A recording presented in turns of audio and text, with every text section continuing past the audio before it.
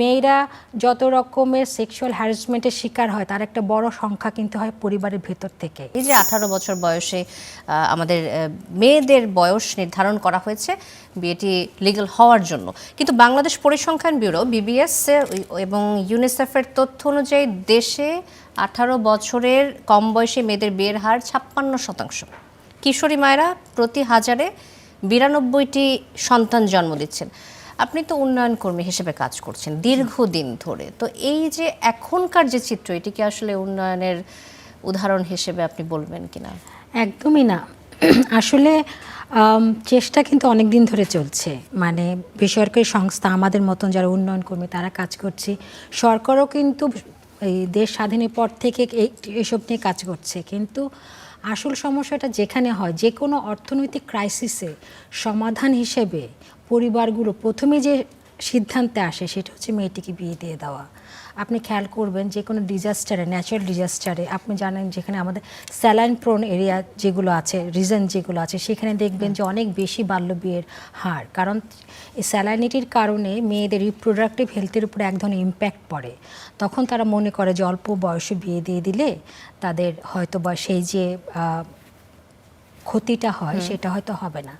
কিন্তু দেখেন একই সাথে কিন্তু দারিদ্র্যের কারণে কখনোই পরিবারগুলো ভাবে না যে ছেলেটাকে বিয়ে দিয়ে দেই, যেটা আমরা সবাই বলার চেষ্টা করছি। প্রথম আলোর যে রিপোর্টটা আপনারা দেখেছেন সেখানেও কিন্তু আছে যে অর্থনৈতিক সংকট যেখানে নেই সেখানেও কিন্তু বাল্য বিয়ে অনেক বেশি। যেমন তার উদাহরণ হিসেবে আমরা যদি বলি যে দরিদ্র পরিবারে 60%, মধ্যবিত্ত পরিবারে 55%, উচ্চ মধ্যবিত্ত পরিবারে 54%, উচ্চবিত্ত পরিবারে 50%। যদি দারিদ্রতাই কারণ হতো তাহলে উচ্চবিত্ত পরিবারে দারিদ্রতা একদমই কারণ। এটা হচ্ছে কমপ্লিট মাইন্ডসেট। আপনি দেখবেন ইদানিং একটা খুব প্রচার শুরু হয়েছে যে সামাজিক নৈতিকতার সাথে বাল্য বিয়েকে জুড়ে দেওয়া হচ্ছে।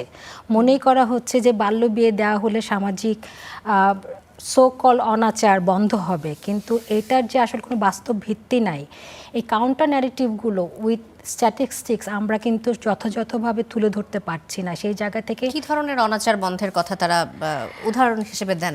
তারা অনাচার হিসেবে বলছে যে বাল্য বিয়ে মানে হয়ে গেলে ছেলে মেয়ের যে মেলামেশার যে প্রবণতা সেটা বন্ধ হবে, অথবা তাদের ভাষ্যমতে, যারা এগুলো প্রচার করছে তাদের ভাষ্যমতে যে মেয়েরা হয়তো কোনো রকমের সম্পর্কে জড়ায়, যেটাকে তারা অনৈতিক সম্পর্ক বলতে চেষ্টা করছেন, সেগুলো হ্রাস হবে। কিন্তু আমরা তো জানি যে মেয়েরা যত রকমের সেক্সুয়াল হ্যারাসমেন্টের শিকার হয় তার একটা বড় সংখ্যা কিন্তু হয় পরিবারের ভেতর থেকে। এই পরিসংখ্যানও তো আমাদের কাছে আছে, এবং সেটা তো আপনি তার পরিবারের ভিতরে দিয়ে দিতে পারবেন না। মানে আপন একদম ক্লোজেস্ট রিলেটিভসদের কাছ থেকে প্রথম মেয়েরা মানে হ্যারাসমেন্টের অভিজ্ঞতা লাভ করে।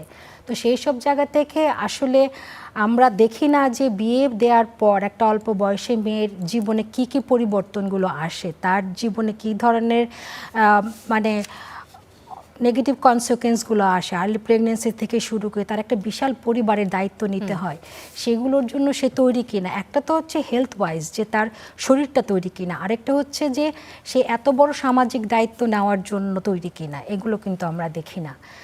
সেই জায়গা থেকে আসলে আমাদের আরও অনেক বেশি এই যে মানে ধর্মীয় অনাচারের সাথে মিলিয়ে যে ন্যারেটিভগুলো তৈরি হয় সেটার কাউন্টার ন্যারেটিভগুলো নিয়ে আমরা যথেষ্ট কাজ করছি না বলে আমি মনে করি।